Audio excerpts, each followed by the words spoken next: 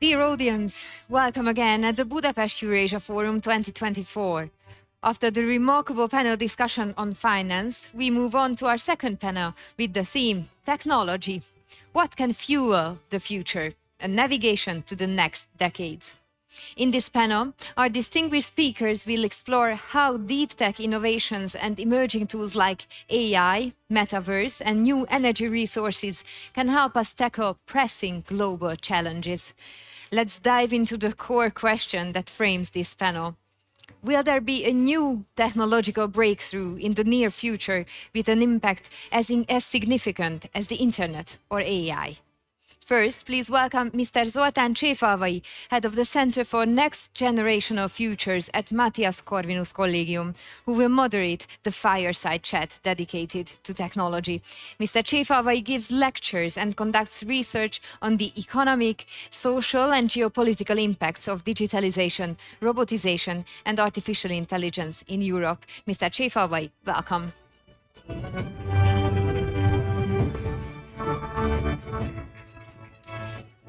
It is my pleasure to greet Mr. ZHANG, the Vice President of NEO Europe. Mr. ZHANG heads the European office of the global electric car company from Shanghai, and he is also the Vice President of the Chinese Chamber of Commerce in Germany.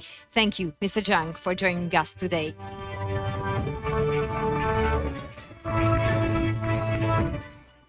Mr. CSÉFALVAY, Mr. ZHANG, the floor is yours.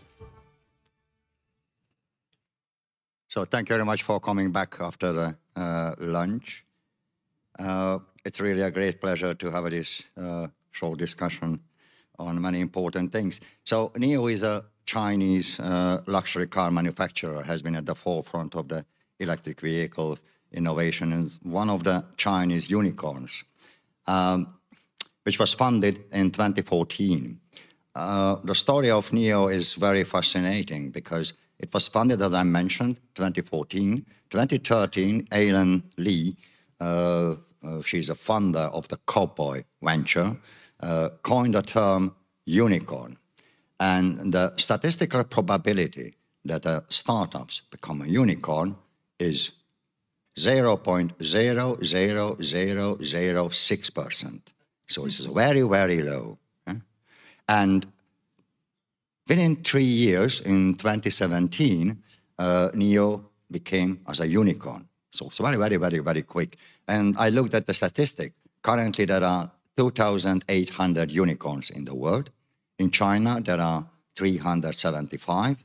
In Europe, a little bit less, 260, and so on. So NEO is one of them. And what the reason is, I have a glimpse on the website, and I have found many smart things. Smart cabins, smart power, smart chips, smart hardware, smart manufacturing. So everything is smart. But looking ahead, what do you think, what deep tech advancements such as AI or next generation batteries or others, what do you think will have the biggest impact on the future of energy in the automotive industry? Yeah, first of all, if I may call you Zoltán, thanks for this quick introduction about the company and also the complimentary words about NEO.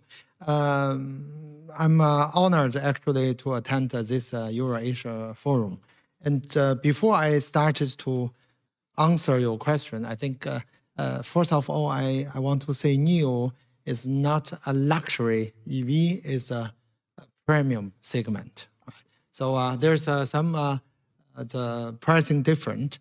Secondly, I think that really next Monday, the company will celebrate 10 years anniversary. So it's our birthday.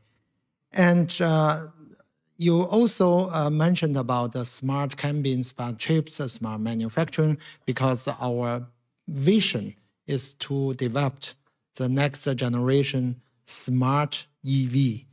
So we believe smart EV is the ultimate the vehicle pattern in the next future. So regarding what is really the deep impact of which technology, as I said, I think we believe is electrical mobility on the drivetrain side, and it should be a so-called SDV, software-defined vehicle. So that is actually what NIO put on the top list from day one. And that's why NIO is very different compared to the other existing car makers. So until today, NIO has over 30,000 newer and team members across the world. And 1/3, 11,000, are engineering related, both vehicle engineering and also software development. And 70% of the 11,000 engineers are software developed engineers. So that's make the focus and the priority of NIO very much different. So NIO started with a so-called OTA, over-the-air update, already from 2018. And we can both do the so-called FOTA, firmware over-the-air, and also SOTA, software over-the-air. Starting in November 2018, NIO was the second company after Tesla owning the full-scale competence of the OTA. So that's why coming back, I think the question, the electric vehicle should be the drivetrain pattern, and on top, it should be a software-defined vehicle. Yeah, just one word to the luxury or premium. It depends on the purchasing power parity on many things. But yeah, a software-driven car, it came to me the idea many years ago. Mark Andreessen, founder of the Netscape, said, "Software is eating the world." Yeah, that is what we are seeing. That in every part. Okay, car manufacturing is a little bit far from that. So battery swapping is one of your flagship technology, which allows anyway that those who are using electric vehicle know to exchange. You are exchanging the discharge battery pack for a fully charged one within 3 minutes, which is a very comfortable thing. So how do you see this approach? Let's see the battery swapping is evolving, how the market is. And second, can it serve as a model for other industries seeking sustainable energy solution? Yeah, that's is a very good one. I would like to spend a little bit more time to explain. So for those, I don't know, and the audience, how many of you have ever heard about battery swap? Yeah, I see there's less than 15 people, including some of my team here. Yeah, so I think that's pretty much. If I may just spend 2 minutes explaining you how does it work. It's pretty much like before the iPhone, if you use a smartphone, everybody has 2 or 3 batteries. So one is with your phone, and the other is always on in the charger, right? So you basically take out the empty one and put in the fully charged one. So it's nothing else like this principle. The only thing is where you can swap the battery, because the battery pack for electrical vehicle is almost the same size like the chassis on one hand. On the other hand, is over 500 kilogram heavy. So how we do that is pretty much like you go to a car washing street. Everybody have done that. I guess 100% here today have experienced. So basically, the car drives automatically by itself into the cabin of this swap station. And then we started using automation technology. We call it RGV to really swap fully charged battery within 3 minutes. And we started to implement the battery swap station in November 2018. Actually, before NIO, there was another 2 companies used to try it. One is Tesla, and the other one called Better Place from Israel as a startup company. And since the first implementation of the battery swap station in China, and we have built until today almost 2,700 swap stations in China, plus 58 in Europe. And we have done until today 58 million times of a battery swap. So I can say with a big pride, nobody else in the world have that much experience, also failures learned, and also big data about battery swap. And about the involving, I think luckily we see from end of last year in Chinese market, there's more and more other car makers are joining the alliance of a battery swap. And actually the Chinese government is drafting the national industry standard for battery swap. And the other side of the world, we see the company, the biggest car company in Europe, Stellantis, invested in a startup in California called Ampere. And they will start to install battery swap station also in Europe, starting from next year. So if you look at the map and also how quickly the alliance grow since last 2 years, NIO definitely made very clear example how a technology can work. And the other thing is very important about battery swap. The battery swap is not only give the end customer the convenience, it's swapped within 3 minutes. You're just sitting in the car doing your things. But also it's play a role as a battery storage, which play an important role in the energy transition era right now worldwide. So we have started already with 3 of our swap stations, 1 in Denmark, 2 in Sweden, participating in so-called V2G, vehicle to grid, using the rest energy stored in this battery swap station to reduce the grid load or put the additional electricity back to the grid. And that has an advantage. On one hand, it helps stabilize the grid. Secondly, in Europe, 50% or more than 50% of the electricity we are using are coming from renewable energy, which have a natural-born disadvantage, instability.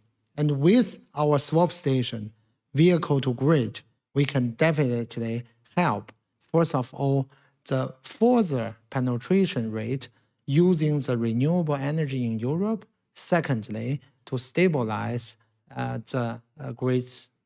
And thirdly, to convince people to switch from combustion engine to the electrical vehicles.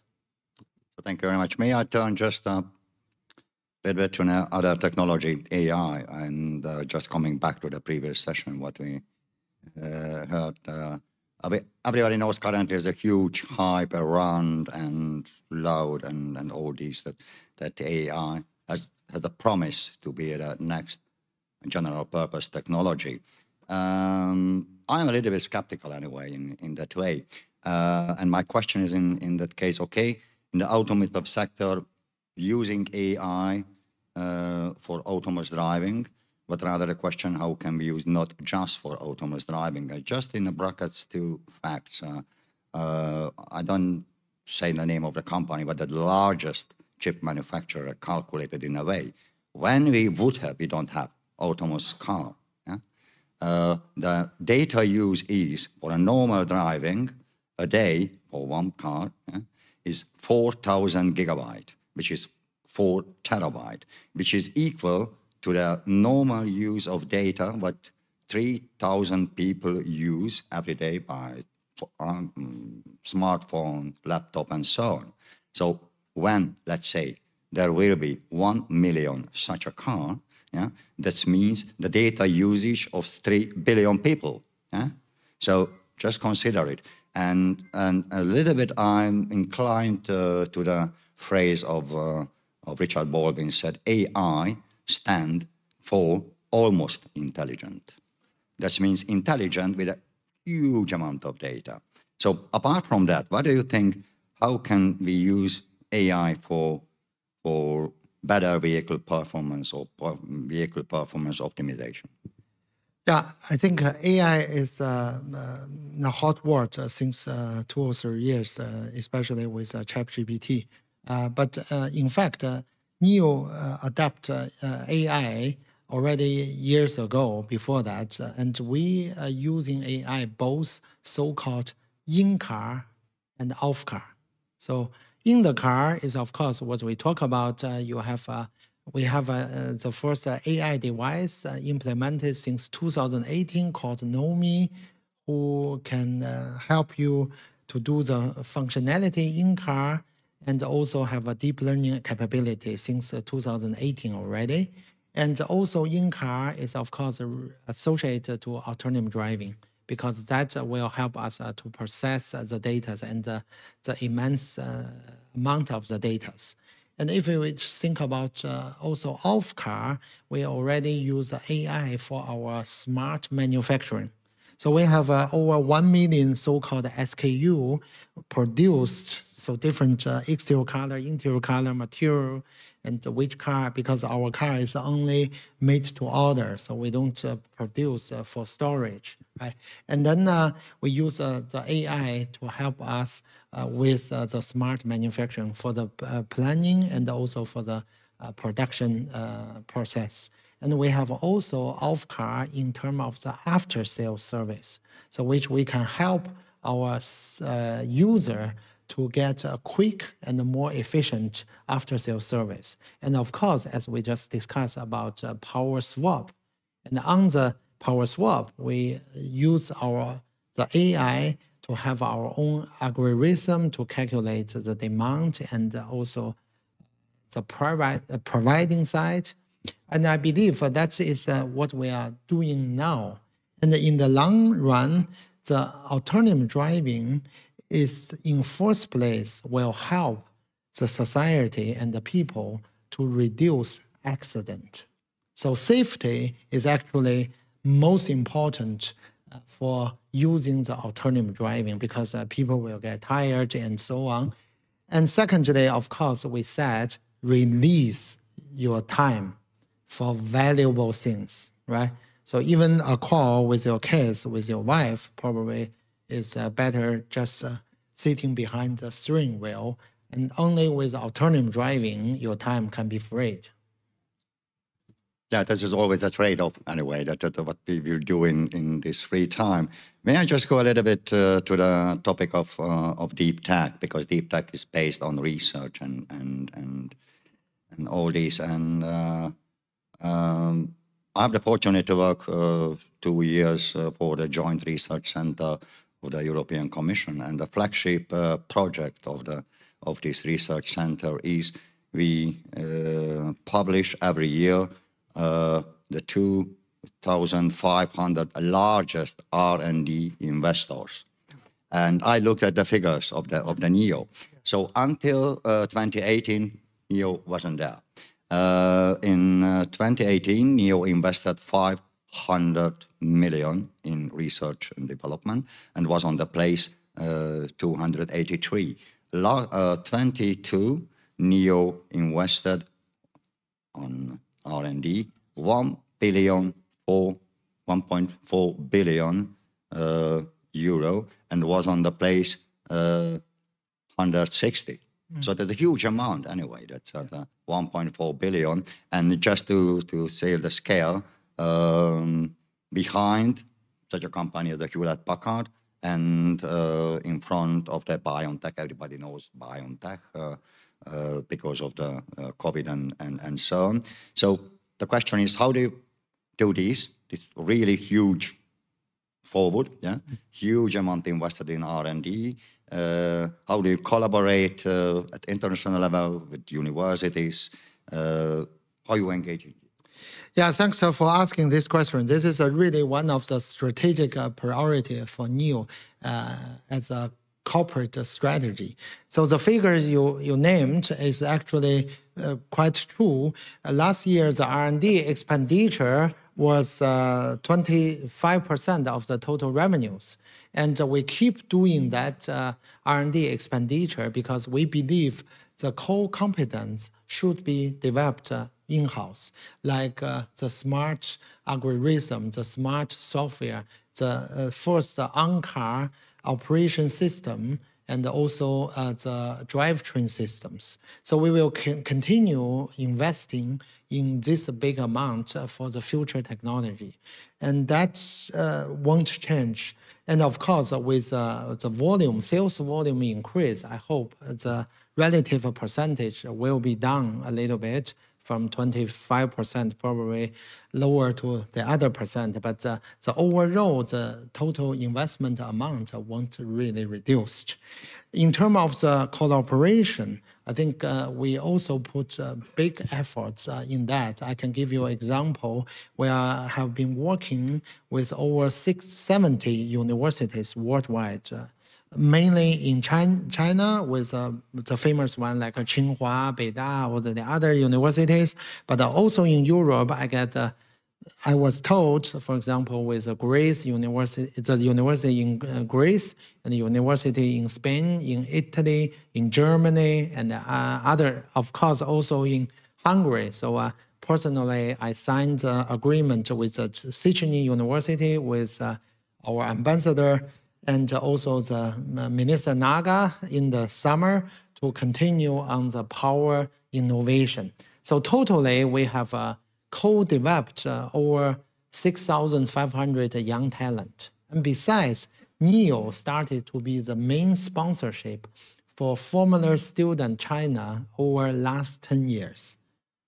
So in fact, we also participate in the Formula Student Germany since 2 years as one of the main sponsors. So the young talent and also the collaboration together, joint research and in advancement technology is key for the NEO R&D strategy. We thank you very much for this insight in the working method of NEO, and unfortunately we are running out of time. Just at the last sentence, it came into the idea. Sebastian Malaby wrote a very good book with the title The Power Law, about the venture capital. And there is a lovely sentence in it. I think it is good to consider, and your example is strengthened this idea. The future cannot be predicted, but it can be discovered by means of iterative venture-based experiments. And your example is actually this. The future cannot be predicted, but it can be discovered with a startup, with a startup growing as a unicorn, cooperating in deep tech with universities, always discovering something new, smart, and that is how the future will be discovered. Thank you very much. Thank you, Zoltán.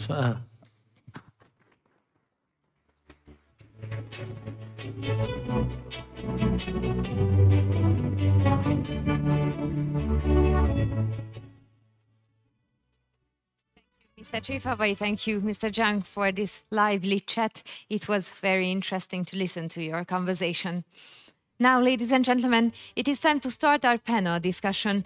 Let me first invite the moderator of the discussion, Mr. Péter Fájkis, Director of International Business Development at the Hold Asset Management Ltd. Mr. Fájkis is also active in the academic field. He is an associate professor and the head of the FinTech, AI and Digitalization Institute at Budapest Metropolitan University. Mr. Fájkis, welcome.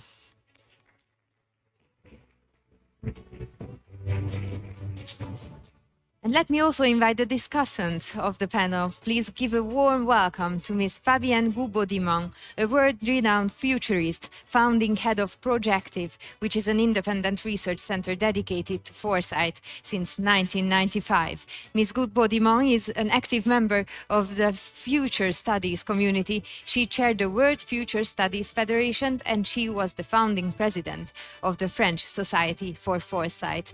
Ms. Goubaudy-Mang, welcome. Our second esteemed panelist is Mr. Lorenzo Tavazzi, Senior Partner, Head of Global Intelligence and Scenarios, and Head of International Development at TIHA Group. He has an in-depth expertise in advisory and policymaking activities, advocacy, and public affairs. Mr. Tavazzini, welcome.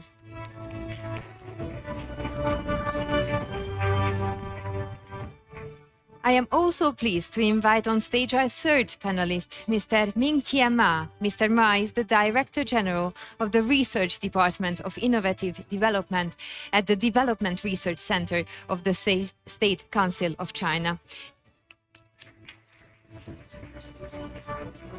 Mr. Ma has long been engaged in policy research on innovation-driven development strategy, innovation policy, digital transformation, green technology, and innovation. Thank you, Mr. Ma, for joining us today.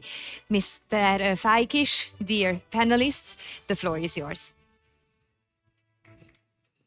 Thank you very much for the kind introduction.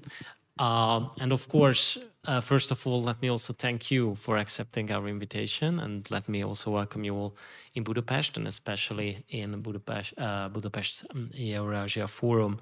So let's start maybe the discussion with a bit personal question. We can learn a lot of things about AI and these modern technologies. ChatGPT is currently 2 years old. It could speak much better than a 2-year-old baby, more or less. It depends on the topic, of course. And probably you also had some experience with these new modern technologies, AI, metaverse, a lot of other stuff. And could you shed some light that what was your first experience with these new technologies? When was the first year when you really had the feeling that you should you should use these kind of technologies in your work offline? And what was the main challenges what you tackled, and what could be the main changes for the future? So we can go for a whole round. Who would start? Well, yeah. Good afternoon, everybody. Well, I would say that I began to use a computer in '84. I consider to use the metaverse in '98 when the Second Life appeared. And I began to talk with ChatGPT every day since April 23. Very precise, so thank you very much.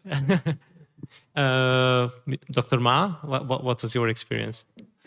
The first new tool I used is internet. That impressed me very much. This is just to give a big influence in the past 20 years. And now is AI, especially speaking is a large language model, LLM. So I always think, what's the difference between these two things? Maybe I think the internet just broaden the border of the information we can get. But the AI can just integrate the information to you. So now the AI, the large LLM, we call it LLM, is not as so intelligent, smarter as people, but it will really just now an efficient tool. Now it's an efficient tool to just improve your efficiency of your working, your thinking, your way. And just sometimes it gives your implication some, especially sometimes a little bit new idea to stimulate, to think it deeper. So now maybe I can, maybe 10 years, after 10 years, there will have a bigger role in our work to give us just new idea, not just some, to give your framework of some knowledge. So that's my hope. Thank you. In your case, Mr. Tavazzi, what was the first time when you had the feeling that it could be very, very big stuff and you have to incorporate in your daily work? So good memory, but it was around 2017. I'm referring to the first interaction with the AI. And we are the European Ambassador think tank, so we are supposed to be more or less on the forefront of innovation and of knowledge. And like in 2017, of course, the talks about AI were very preliminary, very early stage. And we felt that that time was a good moment to start to seriously understand the implication of AI in our work as a company and in common work as a country system. And that's why we started with a working table engaging 30, if I recall rightly, CEOs from the most influential companies operating in Europe, along with a number of experts from all over the world, from the US, from Asia, many of them from Europe, to starting to share views and experiences and starting to create a common vision on what AI at the time was and in the future application in practical terms. And in particular, we discussed a lot the role of the top management in the organization in dealing with the AI challenge. And that was not so common at the time. Now it's becoming more and more. And at the end of the journey, the last 1 year and a half, we came up with recommendation and guidelines on how to implement AI in the organization. Funny thing is that after 6, 7 years, the vast majority of the guidelines are still valid. So I don't know if we have been so good at the time or we are still needed to do something more now. Yeah, from policy perspective, that's sure that we have a lot to do in a sense. We can often hear actually the expression or the phrase of deep tech, and it's quite important currently. And we also had we can hear it in the Fireside discussion. But how can we define what is your understanding of deep tech? Because it could have several definitions. It could have an understanding, or it could be a definition from a financial perspective, also from a technological perspective. It could be also from a social perspective. So, what is your understanding of it? So who would start? Ladies first. Yeah, ladies first. So please, Fabian.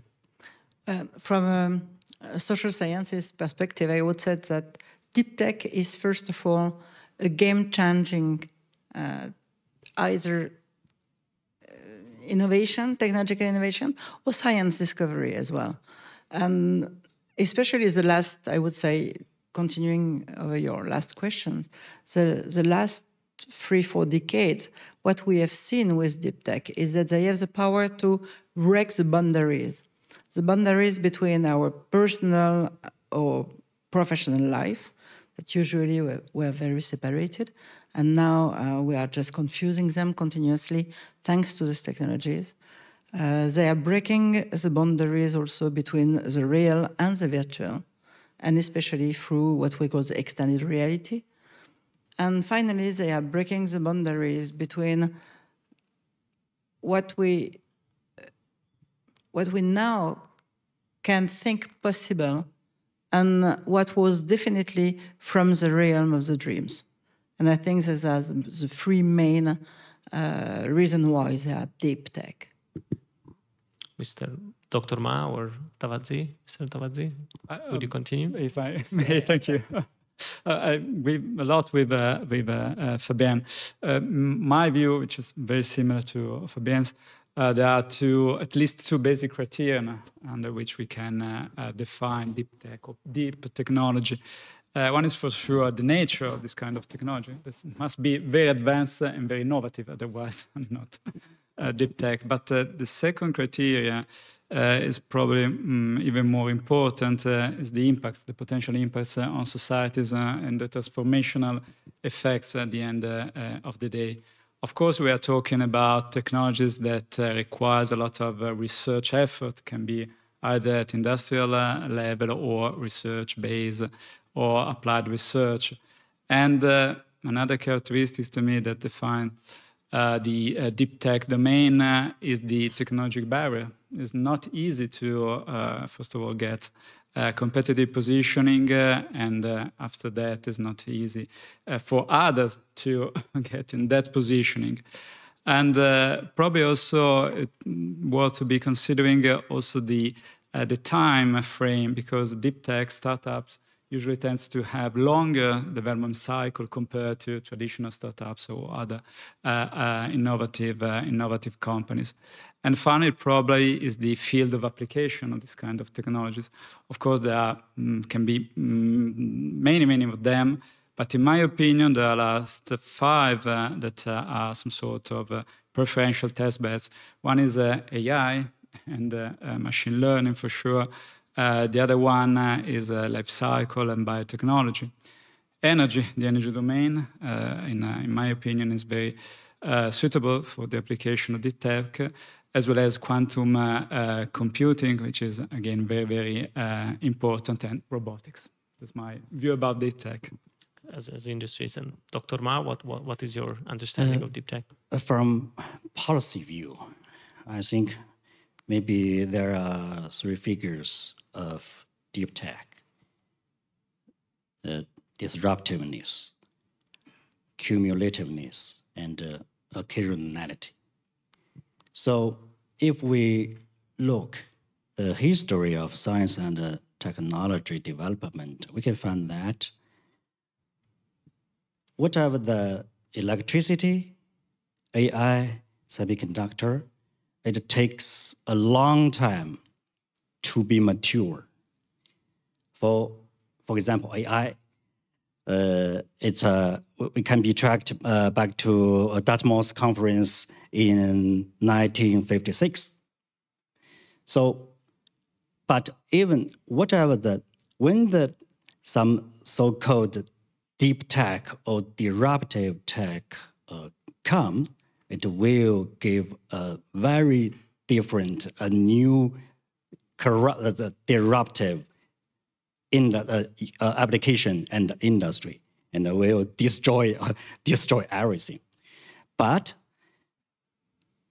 for the government, for the company, or even for people, it is important that you have to input your knowledge, your technology, your time, and even the money into the research. So no input, no output. But when, where, and who will have the so-called deep tech disruptive kind, we don't know. We don't know. So for the government, it's better to do is do the research and the input the R&D expenses in the university, in the research institute, and support the enterprises to do the research, to do some innovative things. And we have to wait the market to find the opportunity to merge, fusion different technology to output some new products, new services. So that's my understanding. Yeah, so actually it was quite common. I think that the long time horizon is definitely one of the most important aspects of it. And it's quite the similar case in the financial industry, that they also try to look at those that, for instance, from a venture capital perspective or a risk capital perspective, they're also considering deep tech if something is not paying back for at least 10 years or maybe more. So it's patient is a very crucial part here. So thank you very much. And let me turn to Dr. Gouvernement on maybe the more traditional industries. So how can these industries implement somehow deep tech solution? How can they accelerate their developments like manufacturing or transportation? So because when we are talking about deep tech, always the software companies and other very innovative companies are coming to our minds, but these industries are extremely important from an economic perspective. So what is your view on that? Well, I would mention three specific levels. First, the first one, the sinews of war is always money, and the trouble is that we are in a period we spoke about this in the last panels, in a period of high inflation, and I would say kind of a globalization, which means that we might have some issues with funding the necessary means and financial means to acquire this new technology, not only to acquire the hardware, but to train people in order to use them efficiently. I would say that the second lever for action is competition. And it has been so obvious during the last, I would say, year with the development of ChatGPT, and suddenly everything is ChatGPT powered. So it's kind of interesting. And finally, the last lever for action is cooperation. And we can see them in the electric automotive industry, where, I mean, in order to develop infrastructure for electric cars, different competitors have been able to cooperate. So I deeply think that cooperation would be the third lever for accelerating, let's say, the introduction of the deep technology in traditional industry. Dr. Mao, what is your view on that? So how can we implement it in these industries? I think unfortunately, manufacturing and transportation, all these so-called traditional industries, they relatively slow to accept deep tech. So I think it's normal. But they do research. They do some. We call it we call it an incremental innovation. They do make the products better. But so we also can find that the deep tech solution mainly come from new entrants in the industries, some NEO, for example, NEO.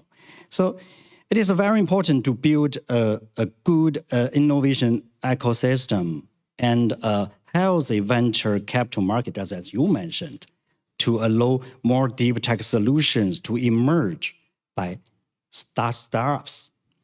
So, but how about for the external enterprises, except R&D, I think they can do some innovation by funding startups and cooperate with enterprises that master new technologies and collaboration. This we can find between traditional automobile companies with new economy and AI company. We can find it. But most important to overcome the inertia against innovation, I think it is to nurse a vigorous economy friendly to entrepreneurship. I see. Also, let me turn to Dr. Gubodimo, that you developed a quite interesting model 5 years ago, or roughly 5 years ago, the EXO development model. So please explain it a bit for us. What is it about, and how it could help to understand the huge changing trends in our society, and how maybe it could help us to better understand how to implement deep tech also, while bearing in mind, of course, the social goals as well. Thank you. Well, in 2 minutes, it will be a little bit complicated, because indeed it is a research of many, many years now, at least 5 years. Well, this model emerged from our investigations in all over the world in innovative entrepreneurship or in new experiment. And what was really surprising in the result is that at the end, we ended up with a model that has, I would say, 4 pillars. 2 pillars is the fact that these companies or experiments are truly nature and, in the same time, human-centric, which is something new. I mean, this is something that sustainable development should have achieved by the time. But you see that usually they are either social, either based on nature, but rarely the two in the same time. And I think that this is something really new and interesting. The second one is that they take into account 2 meta trends, not mega, but meta trends that are overarching, especially the fact that we are living in an exponential time, and we have exponential technology, exponential companies, exponential everything. And this is, which means deeply that we incorporate more and more novelties in our development whatsoever. And the second meta trend is planetization. everything is reaching the scale of the planet. And we have a kind of a new awareness that the planet is now the scale, not only the scale of our problems, but the scale of our solutions. And I think this is something quite new. Finally, we have one life support system, I would say. This is the fifth pillar, which is governance. And without governance, we are understanding that nothing could happen. So, of course, the global governance, because of the pillar of the planetization, quick governance, which is something that would be able to cope with the exponentiality, which is not yet the case. And finally, a governance that would help companies as well as institutions to reach the goal of being both human-centric and nature-centric. So I would say that this model is interesting because it is deeply aligned on what we call now, since the COVID, the VUCA square. We all know VUCA, traditional VUCA. And now the VUCA square is about our vulnerability as a species and as a planet. It's about still the uncertainty. We mentioned this morning, permanent uncertainty. This is where we are to live now. It's about criticity. We are understanding that our processes, our ways of doing are highly critical, and that any kind of events can break them. And finally, we saw this with supply chain, for example. And finally, the last one, the A from VUCA, is about artificialization. I mean, we are reaching a very high level of artificialization in our civilization, I would say, both from the point of view of nature, but also from the point of view of human. I mean, as a human, our relationships are more and more artificial, and the fact to incorporate, to embed artificial intelligence might not be something really good from this point of view, which is it is increasing our artificialization. So this model is designed to help decision makers, public or private, to have a kind of a compass that could orient their decision and help them to set their priorities. Thank you. Actually, when we talk about technology, we also should bear in mind the energy part of it, because it's a quite crucial part. Let me turn to Mr. Tavazzi. That what do you think about that? That now we are talking about quantum computing, huge data centers, AI. They're all driven by GPUs, and a huge amount of energy is also needed. So how can we manage this? What is your view on that? Well, not easy question, meaning that we do have some exponential issues also in the energy domain, that's for sure. Just to quote, and I recall by memory, so sorry if I not recall it rightly, but according to the latest estimate of the International Energy Agency, talking about Europe, being in Europe, that will be having in the next 20 years an increase of energy demand, in particular electricity, of 3.5 times, sorry. So it's a huge leap forward compared to the current level. And the major drivers will be two. On the one hand, the progressive electrification on the final consumption. We have just heard about the electric mobility. The electrification also of the industrial processes will be another fundamental driver, as well as the electrification of the consumption in buildings, heat pumps, for example, or electric appliances. That's part of the story. The other part of the story is exactly the digitalization of the economy and our lives. In Italy, just my country, to mention my geographical field of work, the cloud and data center just consume 2023, 1% of the total energy consumption of Italy. In 2030, so tomorrow, will be 4 times higher. Again, some data between the year 2020 and the year 2022 at global level. Again, cloud and data center, the consumption of the cloud and data center grew of almost of 40%, which is again huge. And there is another fundamental issue. Emitting some sort of 75 million tons of CO2.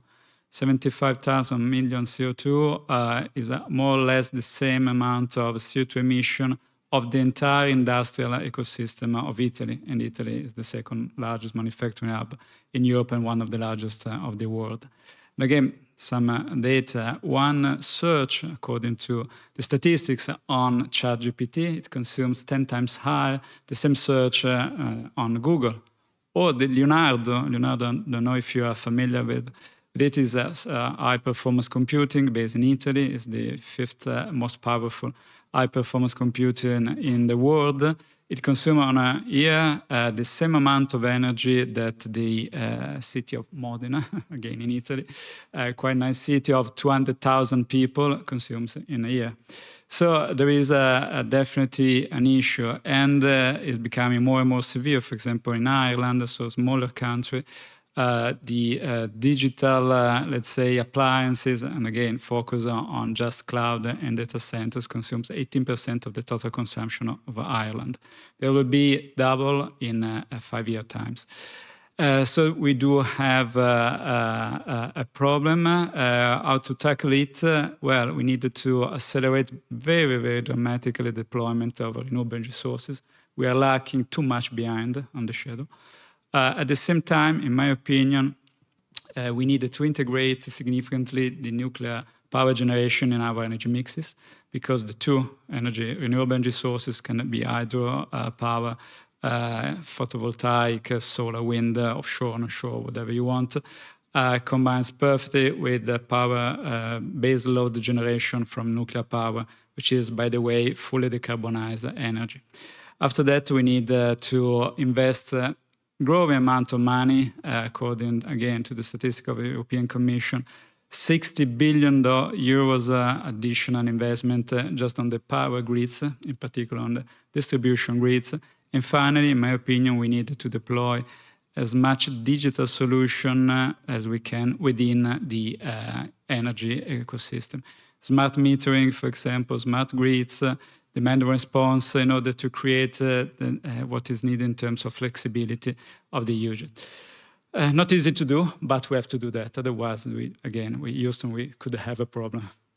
Actually, sticking with the energy questions, Dr. Ma, what is your view that digital transformation and digital technologies, also combining with AI and of course the green technology, are at the front of innovation? So what is what could be the role of China in this transition? How could you encourage actually these kind of technologies? Yes. First, I think China is an important contributor of new technologies such as AI and clean energy. I have some figures.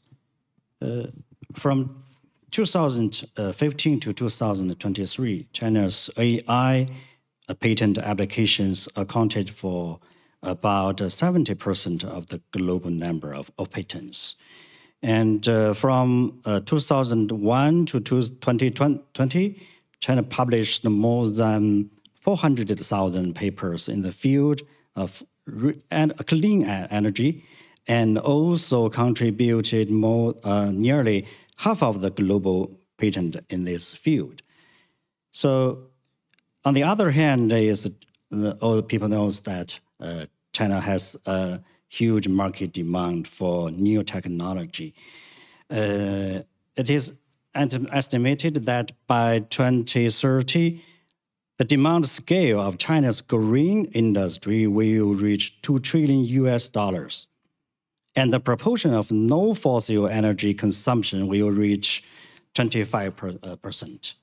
So energy-saving equipment, green transportation, pollution prevention and control, as well as clean energy industries such as energy storage and hydrogen energy have great development prospects in China. So China is one of the largest capital market for green and digital technologies, and it's venture capital market. So that's my I always make me proud. So it's because it's very important to nurse the startups. Its venture capital market is the second largest in the world. So China, this is, I think, China's some good contributor and conditions to nurse new technologies.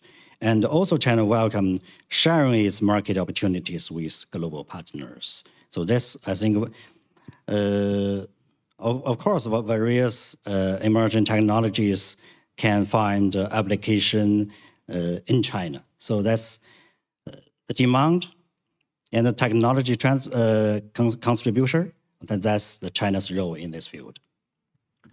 Thank you very much. Dr. Gubodimo, in your model and in your views, so how could we also use this for energy savings or using the energy technology or using this green technology into the society? What is your view on that, very briefly? As this model is built to fit in I would say developed countries as well as in developing countries, we focus also on low tech, and I think that especially here where we are talking about high tech so much, we should make a point on the fact that low tech is a real necessity, and not only for the global south, but also here in Europe, where less and less people today can really access to a high level of energy consumption due to the prices of energy and to inflation.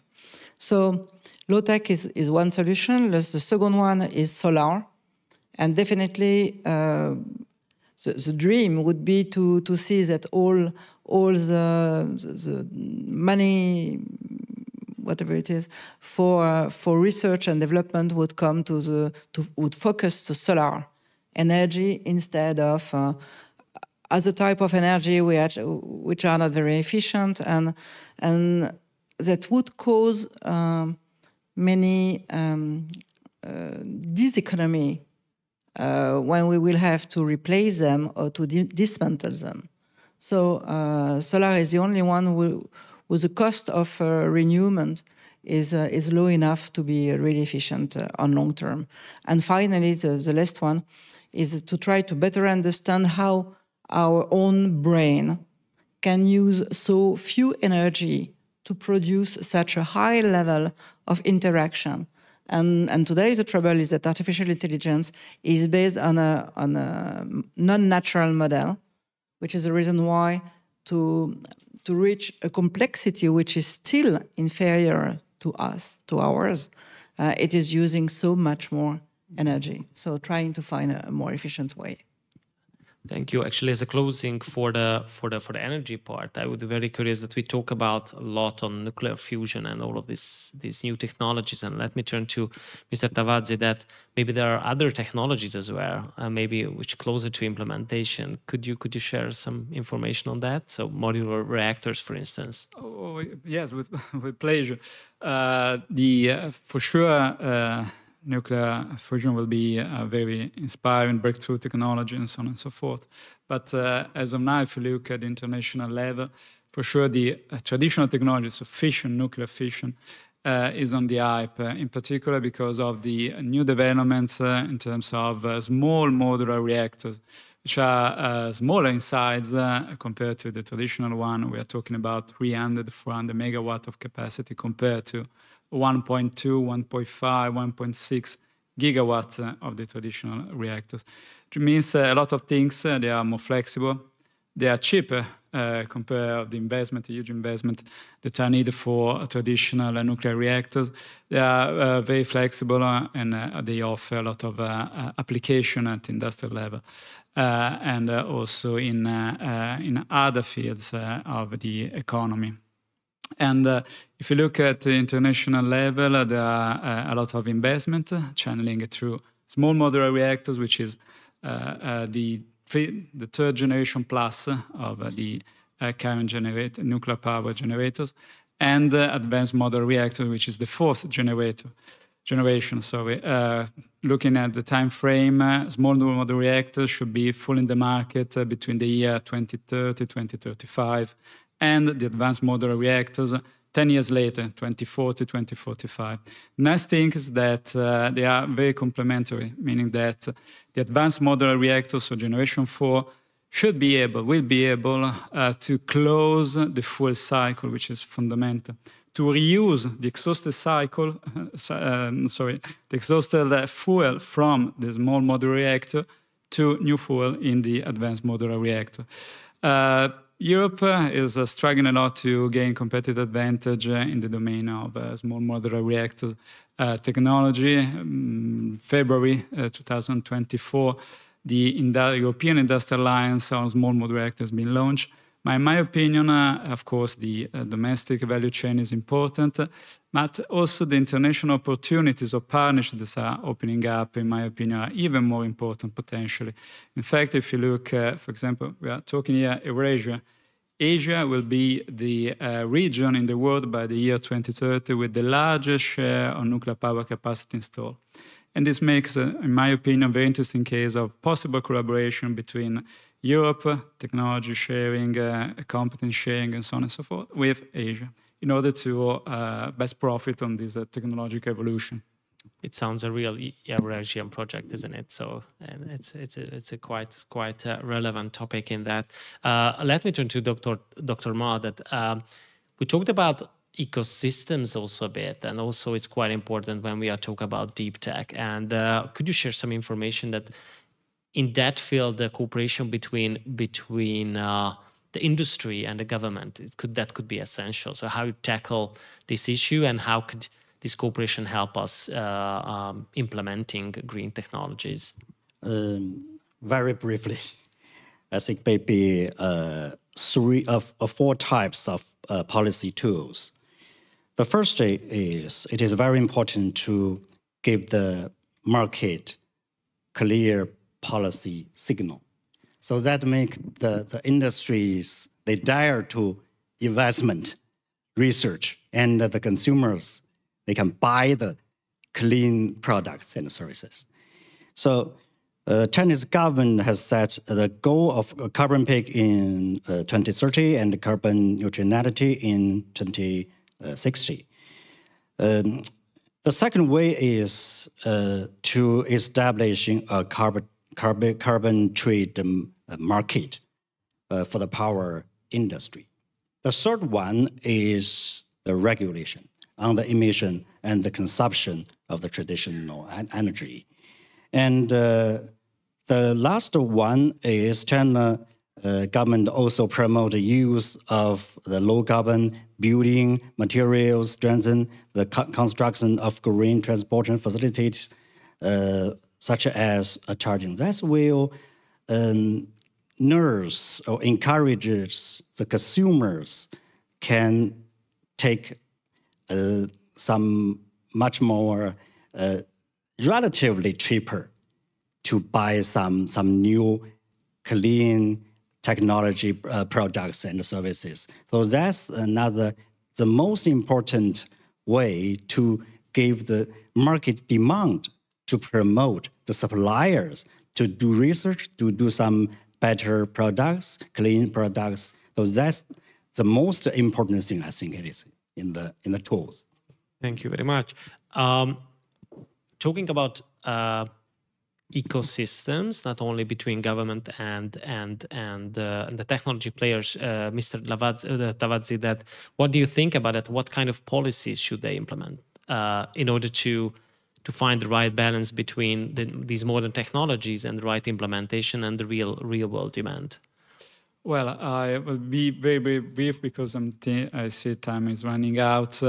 In my opinion, the first and the most pressing issues is to tackle the skill mismatch, which is a very growing phenomena all around the world, regardless being in West and the East, and is a phenomenon that has to be tackled via a new partnership approach between public bodies and private companies. We need to cooperate, in my opinion, to develop cooperative model in order, for example, to upgrade the curricula, in order to fill in with new competencies. And at the same time, we need also to be very supportive of companies in terms of incentives to support their upskilling and reskilling processes. And at the same time, companies need to redefine their jobs role, because, of course, we do not have time to discuss it in detail. The task will be completely changed by the AI revolution. Not the jobs, but the tasks, which is completely different. At the same time, in my opinion, we needed to put specific attention on the ethical and social implication of the AI. For example, by establishing at national level some sort of AI advisory boards or let's say, independent authorities to oversee the deployment of AI at a national level. We need also to guarantee a fair and equitable access to all digital infrastructure for all the citizens in order to avoid inequalities or even something worse. And in my opinion, we need also, being in Europe in particular, needed to create a more conducive and effective ecosystem for startups. Just to quote just one number, between the year last decade, 2013-2023, in Europe, less than 1,000 of startups related to AI have been created. In the US, 5,500, in Asia, 305, and 3,500. So we need to do much more, and we have not just one silver bullet, but many policy areas to be tackled. Yeah. Thank you. And before the closing question, let me turn to also Dr. Kubodemo, that what kind of role do you see for futurists like yourself or other policy leaders that which could incentivize the deep tech companies to balance between their profitability goals and, of course, their social impact as well? Because we have seen similar things. In the case of OpenAI, for instance, they started as a non-profit company, and now turn out that maybe they will switch a bit. So how do you see this problem? Well, I will talk only of what I know, which is what is a futurist, and not what a decision maker. But I think that what a futurist can bring, and is bringing actually to decision maker, is the capacity to understand and to see, I would say, the big picture. I mean, understanding that deep tech is not only for deep tech, but also for social, for economic, for other purpose. So I think this is the first point. The second point is to bridge research with economic interest.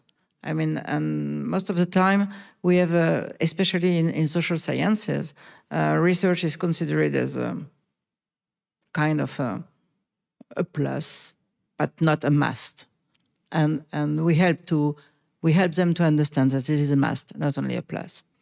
Third thing is system analysis, because there will be no future if we do not think in system and if we do not understand the consequences of our decision. And maybe I would say that the two last things is the first, that futurists can voice up original ideas that usually would circulate in NGOs, in think tank, even in science fiction production, for example, like for example the carbon coin. But they can also, and they must, bring up the topic of sense making. If we do not know why we are doing things, and it is not only for profitability, it's also because we have to onboard people with us, our collaborators, and also we are doing what we are doing for other people. So if you don't understand this, if you don't bring into consideration that at the point where we are now, which is really the verge of our civilization, we need to make sense of what we are doing and have, I would say, a higher purpose to make decisions. This is crucial. Thank you very much. And as slowly we're running out of time, just a closing question, all of you, just very briefly, that please hopefully somewhere, maybe you have some magic ball with for foresight or something like this. All of you are actually dealing with the future and focusing on the future. So do you see any breakthrough technology which could be implemented, that could be there in the next 3 to 5 years, which could have a huge impact on our life, like internet or like other modern technologies? Do you see something like this? And if you do, then please mention a few of them. Dr. Ma? AI. AI, it was very brief. But actually, you mean that the new levels of these kind of models could be something like this? I think maybe in 10 years, AI will be more mature, as will be more useful for people to do any good things. I see. In the longer run, in my opinion, humanoid robots, that would be the real game changer of our societies.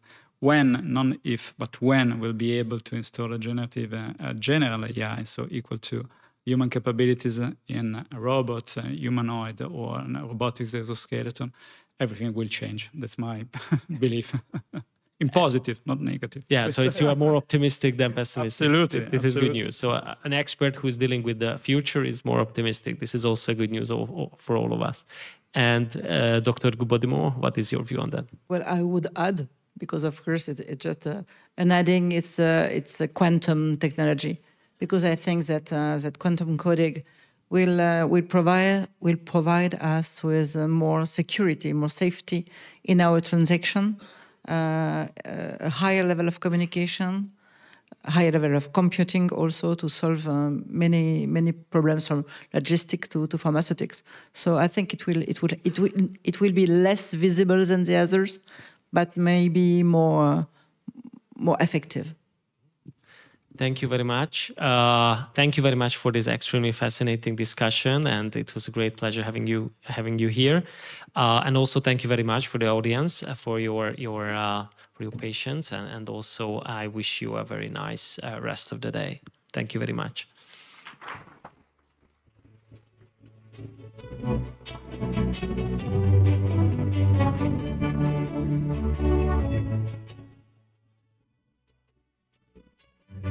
Thank you very much, Ms. Gubodimam, Mr. Tavadzi, Mr. Ma, and of course, Mr. Fajkish for this dynamic discussion. It was very stimulating. And now, ladies and gentlemen, let's take a short coffee break, and then we are going to continue our program with the panel dedicated to geopolitics.